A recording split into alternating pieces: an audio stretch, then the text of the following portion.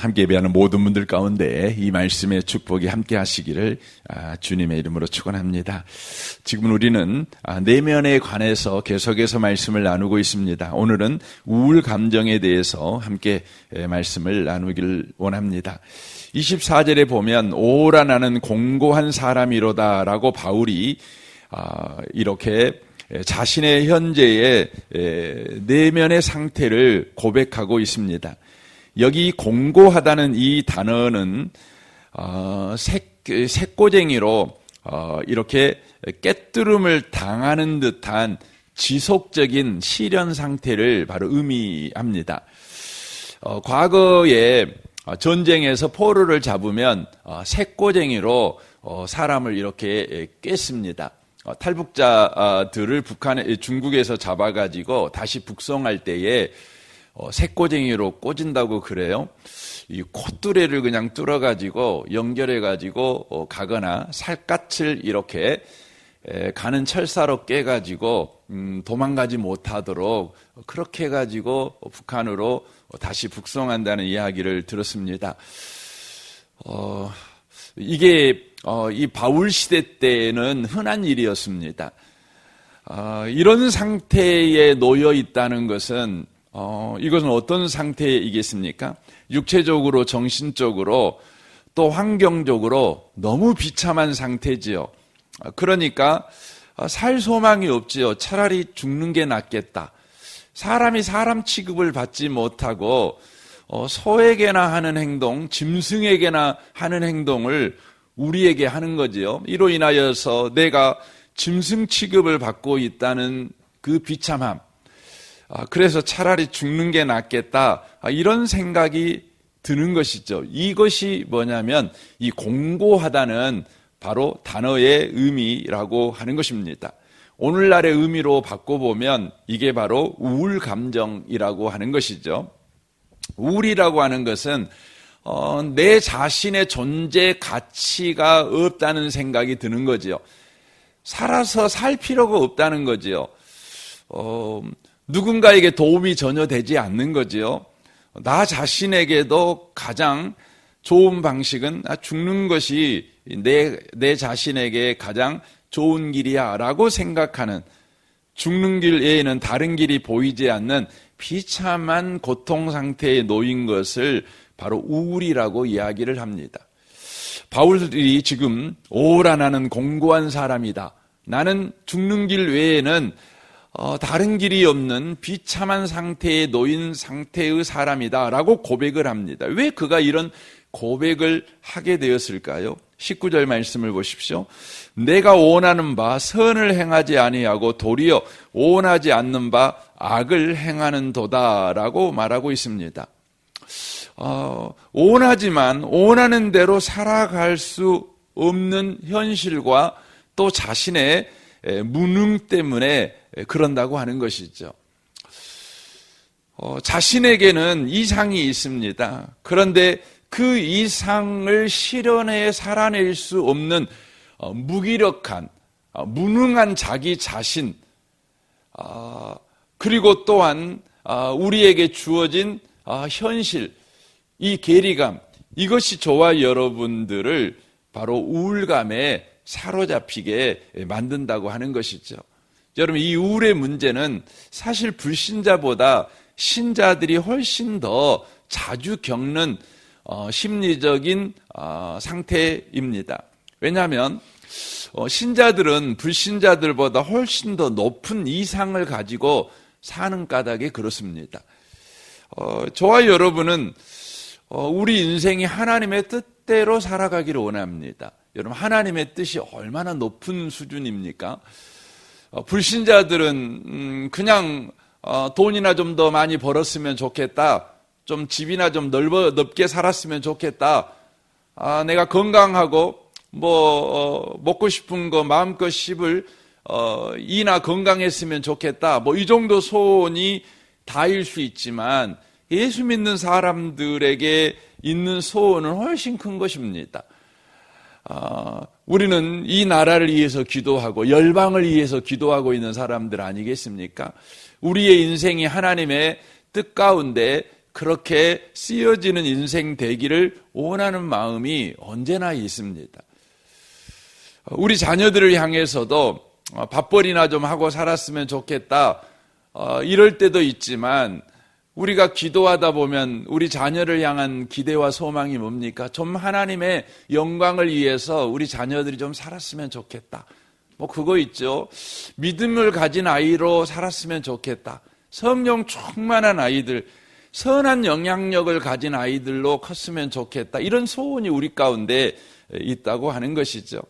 그런데 우리의 현실은 그런 것과는 상관없이 살아가고 있는 우리의 모습을 볼 때에 우리가 참 우울할 수밖에 없다고 하는 것이죠. 저와 여러분이 2024년을 이렇게 살아갑니다. 안 믿는 사람들은 새로 새해가 왔다 그래 크게 소망을 안 갖습니다. 살던 대로 살지요. 하지만 예수 믿는 사람들은 기대가 얼마나 큽니까? 또 여러분과 제가 새롭게 그렇게 2024년도를 살아내기를 원하는 그런 마음이 있지 않습니까?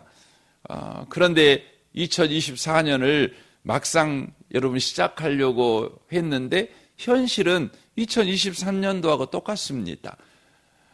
여러분이 2024년도를 시작할 때 보면 그냥 잔고가 2023년보다 한 100배나 많은 은행 잔고를 가지고 시작하는 건 아니지 않습니까? 똑같은 잔고를 가지고 사는 것 아니겠습니까? 저와 여러분이 2024년도를 또 살아야 됩니다. 2023년도를 살았던 내가 2024년도를 또 살아야 되는 겁니다. 그러니까 쉽지가 않는 겁니다. 우리 마음 가운데 새해는 왔지만 기대는 하고 싶지만 기대가 큰 만큼 우리 마음에 그 간격으로 인하여 오는 우울의 문제가 우리 가운데 있다고 하는 것입니다. 그러면 그리스도인의 이 우울의 문제를 어떻게 다루어야 되는 것입니까? 24절을 좀 다시 한번 보겠습니다. 오라 나는 공고한 사람이로다. 이 사망의 몸에서 누가 나를 건져내랴. 우리 주 예수 그리스도로 말미암아 하나님께 감사하리로다. 그런즉 내 자신이 마음으로는 하나님의 법을, 육신으로는 죄의 법을 섬기노라라고 말하고 있습니다. 공고한 사람이라고 말하던 바울이 갑자기 감사의 사람으로 바뀌어버리고 있는 것을 보게 됩니다. 이 공고와 감사, 공고한 사람에서 감사한 사람이 되어버린 이 바울, 그 사이에 뭐가 채워져 있는 겁니까? 여기에 보면 우리 주 예수 그리스도로 말미암아, 바로 하나님께 이렇게 되어 있습니다. 그러니까 공고한 사람에서 감사의 사람으로 변화되는 바로 그 변화에 주 예수 그리스도가 있는 것을 보게 되어집니다.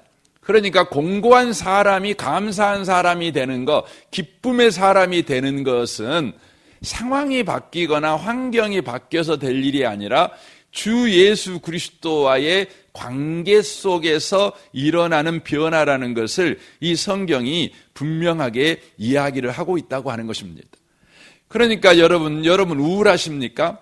그러면 여러분과 제가 즉시 생각해야 되는 것은 예수 그리스도와의 관계를 생각해야 된다고 하는 것입니다. 예수 그리스도가 누구인가를 생각해야 된다는 거죠. 이 우울함을 깨트리기 위해서 이 우울한 내가 무엇을 해야 될 것인가, 또 무엇을 할 수 있는가, 이 부분에 주목하는 것이 아니라 예수 그리스도를 생각해야 된다는 겁니다. 예수 그리스도가 무엇을 할 수 있는가, 예수 그리스도가 무엇을 했는가, 이것을 생각해야 된다는 것입니다. 여러분, 우울해서 감사로 바뀌는 것은 잃어버린 열정을 회복함으로 되는 게 아닙니다. 우리는 기운 빠져 있는 사람들한테 가깝고 이렇게 말하면 화이팅! 이렇게 말을 합니다. 힘내봐! 한번 열정을 내봐! 열심을 내봐! 이렇게 우리는 이야기합니다. 그래서 우리는 열심을 냅니다. 그런데 우리가 늘 매번 경험하지 않지 않습니까? 우리의 열심이 얼마 가지 못한다는 겁니다. 여러분, 우리 한국교회는 세계 어느 교회에 내놔도 손색이 없는 하나님을 향한 열심을 가진 교회입니다. 저는 참 귀하다고 생각합니다. 그럼에도 불구하고요, 한국교회가 더 열심을 가지고 주목해야 되는 건 내가 열심을 내는 데 있는 게 아니라 바로 하나님의 열심에 주목하는 일에 열심을 내야 됩니다. 우리의 열심을 내는 일에 열심을 내는 것이 아니라 하나님의 열심에 우리가 주목하는 일에 열심을 내야 된다는 겁니다. 저는 우리 은혜의복음교회가 2024년도에 더 주목하고 열심을 내야 될 영역이 하나님의 열심을 배우고 하나님의 열심을 우리가 알고 그 하나님의 열심에 우리 인생을 의지하고 맡겨버리는 일에 열심을 내는 저와 여러분 됐으면 좋겠습니다. 바울 사도는 지금 공고한 사람에서 감사의 사람으로 바뀌는데 예수 그리스도를 주목하고 있다고 하는 것이죠. 여러분, 예수 그리스도가 누구이시기에 공고한 사람을 감사의 사람으로 바꿔버릴 수 있습니까? 우울의 사람을 여러분 기쁨의 사람으로 바꿔버릴 수 있습니까? 8장 1절을 보십시오. 그러므로 이제 그리스도 예수 안에 있는 자에게는 결코 정죄함이 없나니 이는 그리스도 예수 안에 있는 생명의 성령의 법이 죄와 사망에서 너를 해방하였음이니라 라고 이야기를 하고 있습니다. 이 말씀은 예수 안에 있는 사람들은 네가 못났다고 해서 네가 실패했다고 그래서 너의 못남과 너의 실패로 인하여 너는 정죄받지 않아 라고 이야기를 하고 있다는 것입니다. 다만 너의 실패와 너의 못남마저도 생명의 성령께서 너를 살게 하는 일에 그것을 쓰실 거야, 이렇게 이야기를 하고 있다는 것입니다. 그러니까 예수가 하신 일이 뭐냐면 우리가 한 실수와 못남이 우리 인생을 심판하지 못하게 할 뿐만 아니라 도리어 우리의 실수와 우리의 못남이 생명을 얻고 더 풍성히 얻는 일에 쓰여지도록 일하고 있다는 거예요. 우리가 이런 이야기를 들을 때에 늘 들었던 이야기라 별로 감흥이 없는 것 같아요. 그럼에도 불구하고 이것이 예수 믿는 사람에게 실제 일어나고 있는 사실입니다. 왜 이게 사실이냐면 3절이 이야기합니다. 율법이 육신으로 말미암아 연약하여 할 수 없는 그것을 하나님은 하시나니 곧 죄로 말미암아 자기 아들을 죄 있는 육신의 모양으로 보내어 육신의 죄를 정하사라고 되어 있습니다. 저와 여러분의 실수가 또 실패가 못남이 우리 인생을 망하게 하는데 쓰여지지 않도록 우리 주님께서 역사하여 도리어 생명을 얻는 일에 써버린다. 그게 가능하냐?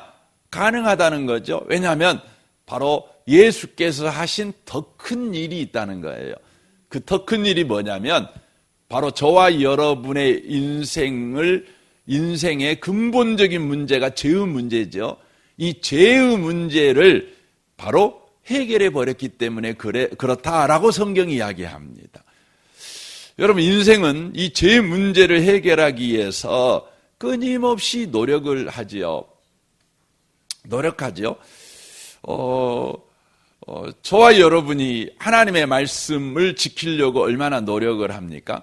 그런데요, 참 놀라운 것은 하나님의 말씀이 우리에게 주어졌음에도 불구하고 우리는 하나님의 말씀을 지킬 수 없는 사람들이에요.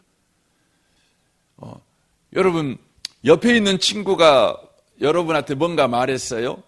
그러면 그거 듣고 안 듣고는 여러분 마음이잖아요. 그렇죠. 근데 여러분 아버지가 여러분에게 말했어요.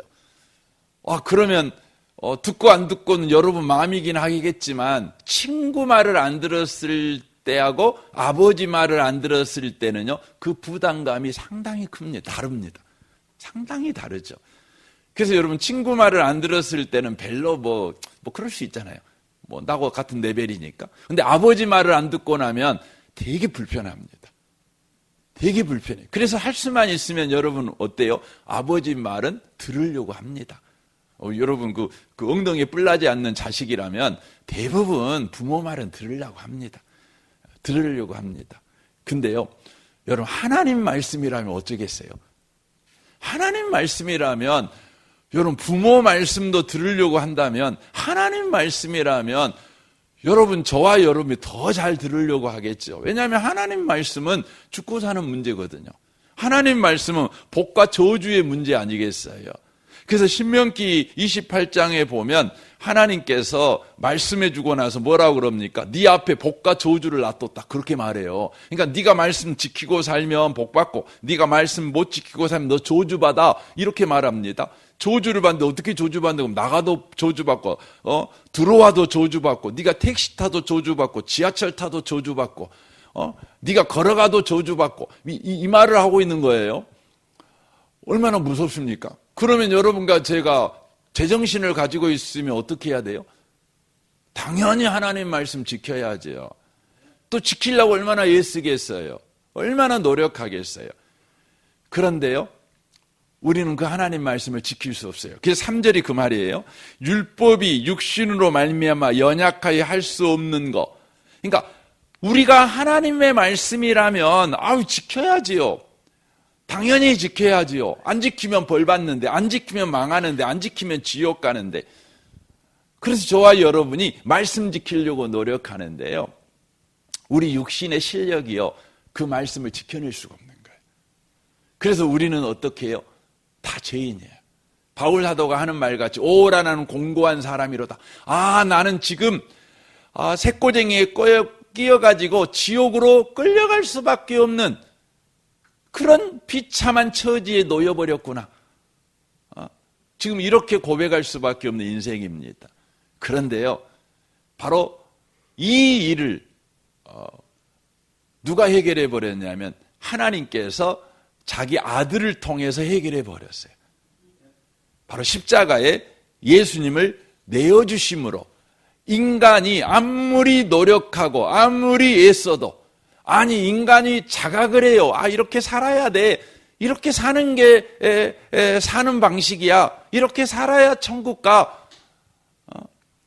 알면도 불구하고 못 지켜서 공고해지고 우울해지고 절망으로 인생을 살아갈 수 없는 이 죄의 문제를 바로 예수로 해결해 버리신 거예요. 인생의 근본 문제를.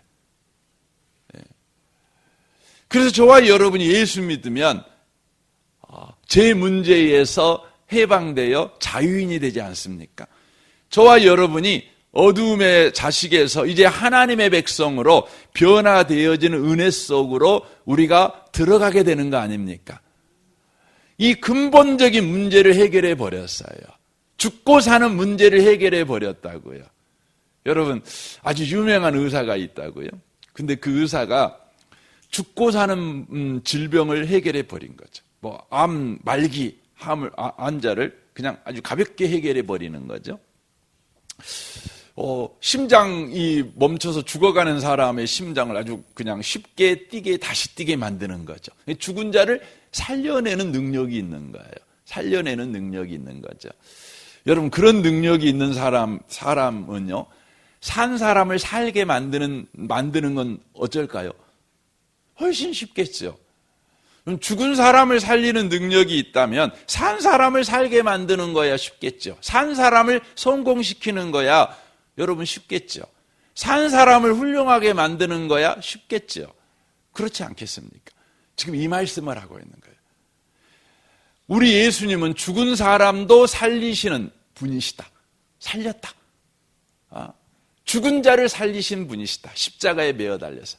그렇다면 네가 삶을 살아가면서 네가 못나서 실패하고 네가 또 여전히 못난 짓 하고 그렇다면 그 못난 짓, 그 못된 짓 그것이 네 인생을 죽이도록 그렇게 방치하겠느냐? 그것들이 네 인생에 유익이 되도록 일하시는 하나님이시다. 이겁니다. 이것을 네가 매일매일 기억하고 살아간다면 너의 삶에 우울은 바뀌어 감사가 될 것이다. 우울은 바뀌어 기쁨이 될 것이다. 이게 지금 4절 이야기입니다. 보세요. 육신을 따르지 않고 그 영을 따라 행하는 우리에게 율법의 요구가 이루어지게 하려 하심이니라 라고 말씀합니다. 여러분, 율법의 요구가 뭐죠? 율법의 요구는 두 가지예요. 하나님 사랑, 이웃 사랑이에요. 근데 하나님 사랑, 이웃 사랑을 하나님이 요구하시는 궁극적인 목적이 뭐라고 신명기에 기록되어 있냐면 네 행복을 위하여 라고 되어 있어요. 그러니까 율법의 요구의 궁극적인 목적지가 뭐냐면 우리의 행복을 위해서예요. 그러니까 이런 의미가 되는 거죠. 죽음에서 너를 건지신 주님께서 네 인생에 네가 저지른 문제를 가지고 너를 복되게 만들어낼 수 없겠느냐. 이 사실을 네가 받아들인다면 너는 행복한 사람이 될 것이다. 이 말이에요. 우울해서 허덕이지 아니하고 우울로 하루를 허비해버리지 아니하고 기쁨으로 충만해서 하루를 살아내게 될 것이다. 이 말입니다. 그래서 여기에 표현이 그러죠. 육신을 따르지 않고 그 영을 따라 행하는 우리에게 이렇게 돼 있는 거죠. 그러면 여러분, 육신을 따른다는 말이 뭡니까? 그리고 그 영을 따라 행한다는 말이 뭡니까? 그게 이제 5절에 보면 그러죠. 육신을 따르는 자는 육신의 일을, 영을 따르는 자는 영의 일을 생각하나니 이렇게 돼 있어요. 그러니까 육신을 따른다는 말이 뭐냐면 육신의 일을 생각하는 것이고, 영을 따른다는 말은 영의 일을 생각한다는 말입니다. 그러면 여러분, 육신의 일이 뭡니까? 여기서 말하는 육신은 뭐냐면 우리의 이 바디, 이 몸뚱아리를 이야기하는 거지만 이것은 바로 우리를 표현하는 겁니다. 우리를 대표하는 겁니다. 그러니까 우리를 대표하는 건데, 그래서 여기 육신의 일이라는 말을 넣어서 해석을 하면 이렇게 되는 거죠. 우리가 하는 일, 이것이 육신의 일이에요. 그러니까 우리가 하는 일을 생각하는 거예요. 우리가 할 일을 생각하는 거예요. 이게 뭐냐면 육신의 일을 생각하는 거예요. 네. 여러분, 2024년 새해가 되면은요, 가장 많이 생각하는 게 뭐예요? 내가 할 일을 생각해요. 내가 오늘 복 받으려면 뭐 해야 되지? 이걸 생각하는 거죠. 그러니까 우리가 할 일을 생각하는 거죠. 우리가 할 일을 생각해요. 우리가 해야 될 일을 생각하는 거죠. 2023년도를 반성하고 2024년도에는 내가 해야 될 일과 하지 말아야 될 일을 우리가 정해서 그것을 해보는 것이죠. 이게 새해에 우리가 결정하고 시도하는 것 아니겠습니까? 그것이 뭐냐면 육신의 일입니다. 그런데 영의 일을 생각해야 된다고 말씀합니다. 영의 일이 뭡니까? 여기서 말하는 영이라고 하는 건 이제 성령께서 생각나게 하시는 일이 바로 영의 생각입니다. 성령께서 생각나게 하시는 일. 그럼 성령이 생각나게 하시는 게 뭐예요? 예수가 하신 일이에요. 그러니까 예수가 하신 일, 바로 그것을 생각하는 거예요. 그러니까 여러분과 제가 2024년도에 굳이 내가 해야 될 일을 찾으려면 내가 해야 될 일을 찾지 말고 예수가 한 일을 찾으셔야 돼요. 그걸 찾으셔야 돼요. 그리고 예수가 한 일을 여러분이 생각하는 거예요. 예수가 하신 일을 생각하는 거예요. 그럼 어떤 일이 벌어집니까? 6절 보십시오. 육신의 생각은 사망이요. 그렇습니다. 그러니까 여러분이 해야 될 일을 생각하면 여러분과 제가 사망을 당한대요. 사망이라는 건 뭡니까? 생명이 없는 거잖아요. 점점 여러분이 시들어져요. 여러분이 점점 그 압박으로 인하여 짓눌러져요. 감정이 여러분 메말라가는 거예요.